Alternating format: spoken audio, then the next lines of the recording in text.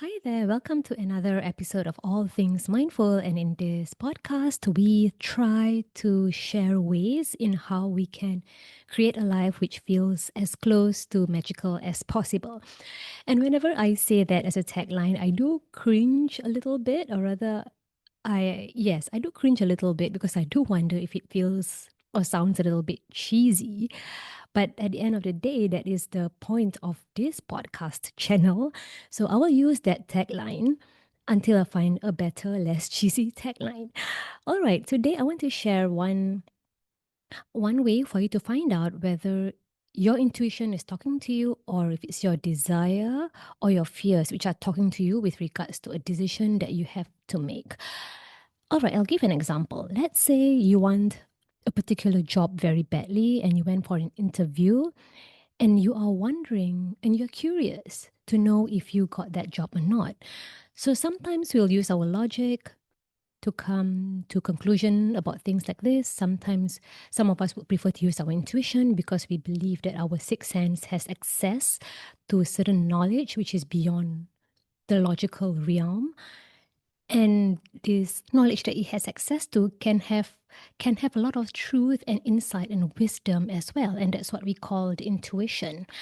So if you want to know whether it's your intuition or your desire talking to you, I'll give you an example in this way. Recently, sometime last year, I applied for a full-time job. Actually, I've been running a small online business for some time. I have another online business. It's under the website shikaanwar.com, and that's where I create done for you content for coaches. So it was doing well for about 5 years, for a few years. And then with AI and competitors coming in, I started to feel a hit when it comes to my sales numbers. So I decided to apply for a full-time job. And at the end of the day, what I did was that I applied for a job where I had experience in, I have the qualifications, and it was a mass recruitment. It's not as if they only have one position and we're all competing for one position. Not really. It was a mass recruitment. So I was feeling very confident, and I was pretty confident and pretty sure in some way that I would get that job. So I went for the interview. I know I did well. I had the qualifications, I had the experience, and I asked my gut feeling or my intuition whether I will get this job or not. And I was met with feelings of excitement and joy and eagerness. And I was really being a bit overconfident after the interview. I was already planning how I was going to start my days if I get the job, what I'm going to wear to the office if I get that job. So all these plans were coupled with feelings of excitement and eagerness, and I was somehow feeling very overconfident as well, like I mentioned. So I was just waiting for a confirmation or something in my email, and surprise, surprise, or rather not surprising at all, I received a rejection email probably about 5 days after the interview. And it felt like a shock, really, because I was pretty sure on paper and in person I had everything that they wanted. So I felt a bit of a shock. And then I felt as though somehow the universe was against me, and I was reeling back from that shock because I was really confident or overconfident that I was going to get it. And I thought my intuition was telling me the same thing. You know, I felt excited about it. I felt eager and excitement and joy and all those good feelings. So doesn't that equate to me getting that job? But then I took a step back because I've been living rather intuitively for many years. And sometimes there are some moments where I kind of lose touch with it, especially when it comes to things that I want very much. I think this is something most of us can relate to. If there is something that we want very much, sometimes our emotions and desires can really mess around with our intuition, and we think that it's our intuition talking to us, but in reality, it's our desire or our ego which is talking to us. So at that time, with those feelings of overexcitement and overconfidence and eagerness, those are signs that my desire was talking to me and not my intuition. Because the thing about intuition is that it doesn't have strong emotions attached to it. I will give you an example of what intuition feels like. For example, if I tell you that the sun is going to rise tomorrow, what do you feel? You probably feel nothing.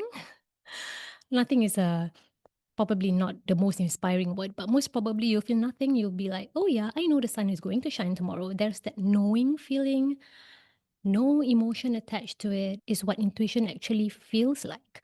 But when it came to applying for that job that I was talking about, there were feelings of excitement, there were feelings of just too much eagerness.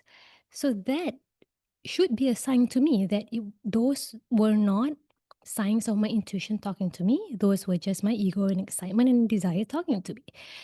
So that's what I want to share with you today. If you want to find out whether your intuition is the one talking to you or not, check whether there are strong emotions attached to the message that you get. This is one example. Another example is, let's say you made a decision, or someone you know is making a decision and you are feeling very scared about the decision that they are making. I don't want to go into details, but let's say someone you know is making what you think is a scary decision, and you start having little panic attacks or mini panic attacks, lots of fear, lots of anxiety about the decision that they are making. That is also your ego talking. Let's say your partner makes a decision and you're very nervous about that decision, and you are asking your intuition, is the decision he is making a correct one? And if it's met with feelings of mini panic attacks, fear, anxiety, nervousness, chances are that's not your intuition talking. Those feelings are not your intuition talking. Those feelings are your ego and your fears talking to you. So that means probably the decision he is making is the correct one. I hope you get my drift. So when strong feelings of emotion are attached to this message that you are getting from your head, your heart, or universe, chances are that is not your intuition talking to you. Your intuition talks to you in a very quiet, knowing, non-emotional manner. If I tell you the sun is going to set today at 7 p.m., how do you feel? Chances are you will just shrug and say, oh yeah, life goes on. That's normal. I don't feel anything. That's part of life.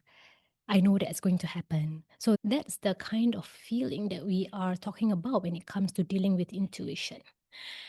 All right, so that's what I want to share with you today. It's a very, very short episode. As you know, my episodes are always short, and I hope that is helpful to you in some way. And goodbye, and see you in my next episode.